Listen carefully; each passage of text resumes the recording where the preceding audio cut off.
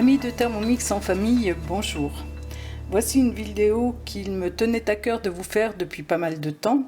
Une vidéo, un petit focus sur l'utilisation et la bonne façon de positionner le fouet sur le Thermomix, que ce soit sur le TM31 ou que ce soit sur le TM5.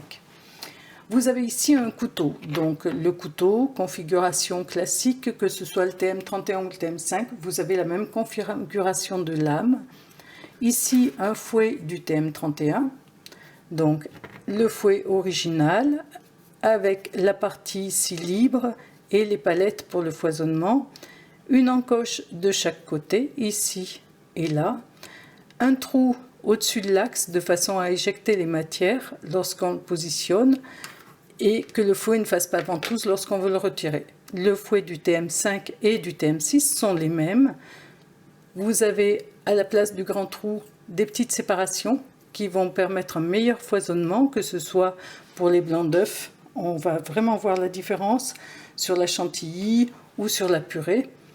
Et toujours les encoches de chaque côté, le trou pour évacuer les matières et l'encoche de l'autre côté.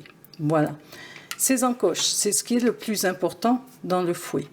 Ces encoches vont permettre aux lames du couteau, lorsqu'on positionne le fouet sur l'axe, de se loger dedans et de se crocheter, de crocheter le fouet ici. Vous voyez, quand on met le fouet en contact avec les lames, on voit bien que les lames se logent dans les encoches, que ce soit dans un sens ou dans l'autre. Pourquoi votre fouet ne tient pas lorsque vous le mettez et que vous lancez le Thermomix? Alors, c'est pas compliqué. Lorsque vous avez des matières, vous mettez votre fouet, vous mettez par exemple vos pommes de terre pour faire la purée, elles vont se loger un petit peu partout. Et quand vous démarrez, si vous ne démarrez pas assez rapidement, ces pommes de terre vont bouger, se mettre en place et elles vont décaler le fouet, décaler et le faire sauter de son axe.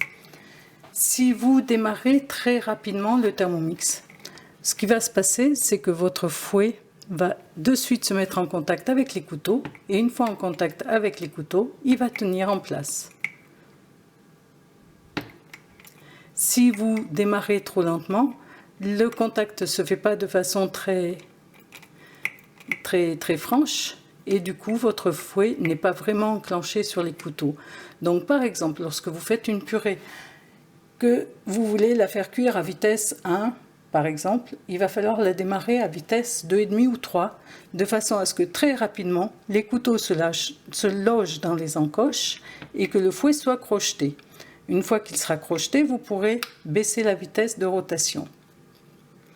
Lorsque vous voulez retirer le fouet, bien sûr, s'il est bien encoché dans les encoches, si les couteaux sont bien rentrés dans les encoches, vous voyez qu'il tient. Vous avez beau tirer, il ne viendra pas.